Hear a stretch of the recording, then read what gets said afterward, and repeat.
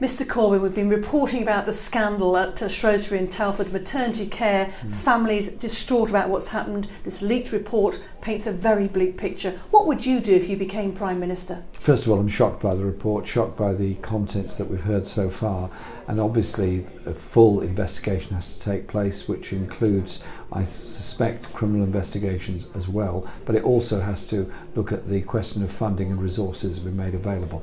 So we would investigate it as rapidly as we can, take the necessary action against individuals if that's what's required, but also make sure that we can bring security to the people of the future who will be using both Shrewsbury and Telford hospitals. Your manifesto published today. On HS2 we await the Oakervie review, but it's a big topic in the Midlands. What would you do about HS2 if you got into power? Well, obviously if the report is coming out, we'll look at it and read it, but I think the important thing is to maintain the levels of investment in it, particularly the training investment that's already taking place in Birmingham, and the continuation of high-speed rail north of Birmingham, because that is crucial to the development of the economies of the East Midlands as well as the northeast and northwest of this country. You could commit to its full completion?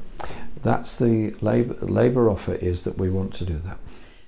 Mr Corbyn, it's the 45th anniversary of the Birmingham pub bombings. I've spoken to Julie Hambleton, who lost her sister in those attacks. She wants the next government to set up a statutory judge-led public inquiry. Will you commit to that?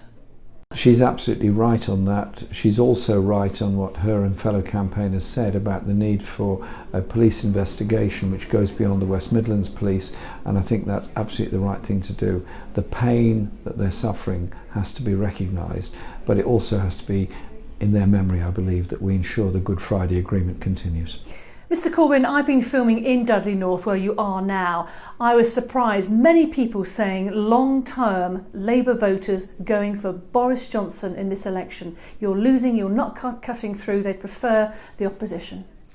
I simply say to them and to everybody else, the re-election of a Tory government will mean damage to jobs, will mean damage to trade across the world, but particularly with Europe, but also the levels of poverty and inequality that we have, the underfunding of schools, the underfunding of our health services, the underfunding of social... But they say Boris Johnson is the man to do and get things done. Well, Boris Johnson has made a number of unfunded spending commitments which don't even compensate for the cuts that he and his government have put through since 2010. Labour is a serious party with a serious programme here of investment. I invite people, look at what we're saying, listen to what we're saying. It's a free choice, but it's an election that will determine the future of yourselves and your children and your grandchildren. And we're determined that we will also deal with the issue of the environmental emergency by creating jobs that help to do just that. Mr Corbyn, thank you for talking to ITV News Central. It's a pleasure. Thank you.